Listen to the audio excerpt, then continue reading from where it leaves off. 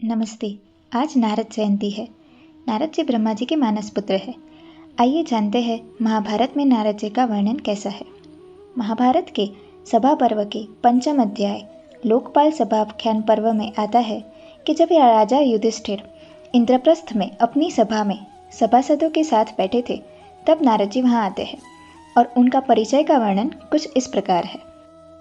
वेद और उपनिषदों के ज्ञाता, ऋषि, देवताओं द्वारा पूजित, इतिहास पुराण के मर्मज्ञ, पूर्वकल्प की बातों के विशेषज्ञ, न्याय के विद्वान, धर्म के तत्व को जानने वाले, अपर ब्रह्म और पर ब्रह्म को विभागपूर्वक जानने वाले, त्रिकालदर्शी, स्मरण शक्ति से संपन्न, नीतिज्ञ, शिक्षा, कल्प, व्याकरण, निरुक्त, छंद और ज्योतिष, ये 6 अंगों के पंडित,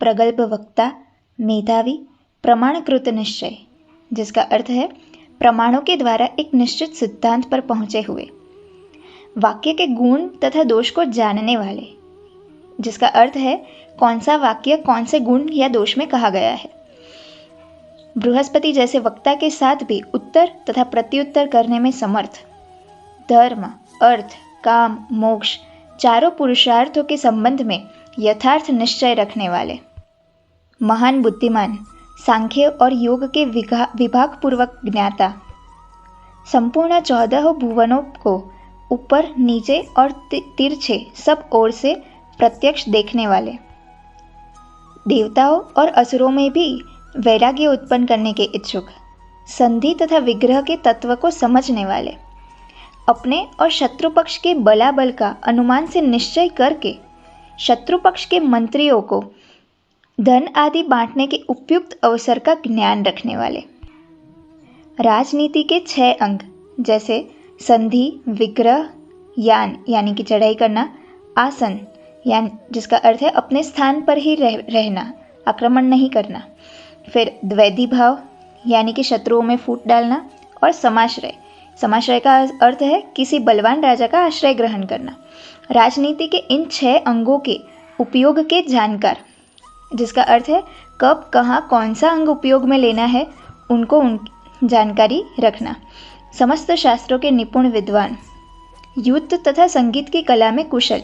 अब युद्ध और संगीत दोनों कलाएं बहुत ही वर्सटाइल है, पर ये दोनों में कुशल थे।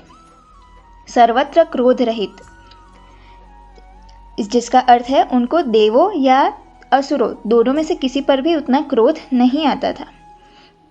इन उपयुक्त गुणों के सिवा और भी असंख्य सद्गुणों से संपन्न, मननशील, लोक लोकांतरों में घूमते फिरते पारिजात, ये सब उनके गुणों का वर्णन है और वे तब मन के समान वेग से वहां आते हैं। युधिष्ठिर की सभा में आते हैं और युधिष्ठिर के साथ 100 प्रश्नों की बातचीत करते हैं। वो 100 प्रश्न क्या है वो अगले वीडियो में जानेंगे। तब तक के लिए जय श्री कृष्ण।